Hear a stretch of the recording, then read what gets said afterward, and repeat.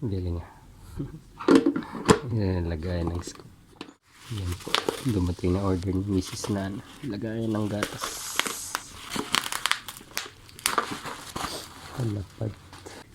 So yan.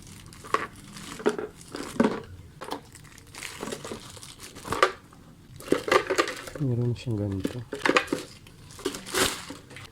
Ganyan natin. So yan. Tapos yan. Ganyan siya. Galing nga. Yan, lagayan ng scoop. Meron ng scoop. Bumili siya nito kasi sira na yung lagay namin ng gatas. Ito yung lagay namin ng gatas, sira na. Yan.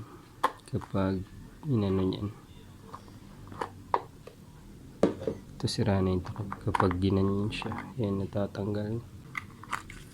Yan kasi nabasag na kasi ito. Dapat yan ito itsura niyan. Yan. Kakabukas ng malakas na sira siya. Yan. Dito kasi yan. Ano siya, tapos bubunggo dito. Ganyan siya. Yan, bubunggo. Kaso nabasag na siya. Yan. Kaya bumili na lang.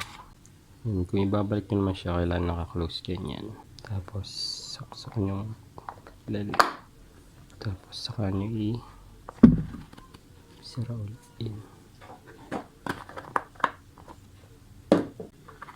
Pwede naman ito pagtyagaan, wag lang sagad ng bukas. Lipat ko yung gatas dito. Hugasan ko lang siguro ng mainit yung loob. So sterilize ko lang ito kung ano. Kahit dito lang sa loob, hindi ako mainit. So alag-alagin ko. Ouch. Maluwak.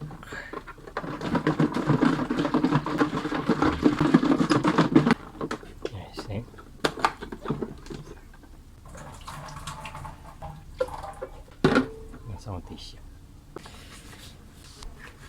Meron na akong ginagamit na pang scoop eh. Try ko nga kung match lang sila ng dami.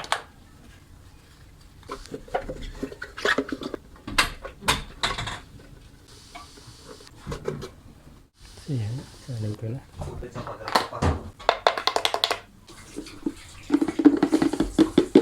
Hindi ko alam kung gaano karami yung nalalagay niya dito. Ito yung scoop na gamit. Try ko nga kung match lang sila para hindi ko na ito gamitin. Kasi meron naman nakalagay pa.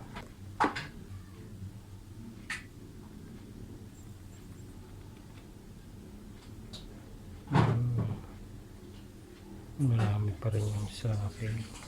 Ito na ang gamitin ko. Yan, kaya kung gusto nyo gamitin, pwede naman. Tapos pwede yung baliktaran. Meron naman kasi kung ano dito. Yung cord na yan, pareho lang. Tapos pag nilagyan nyo ito, kailangan ka ganyan para lumapat siya ng maayos. So yan. So ayos din siya. Sira na rin yung ganito nyo. Kung gusto nyo na magpalit, share ko lang kung saan nabili ito. Salamat po sa panonood nyo.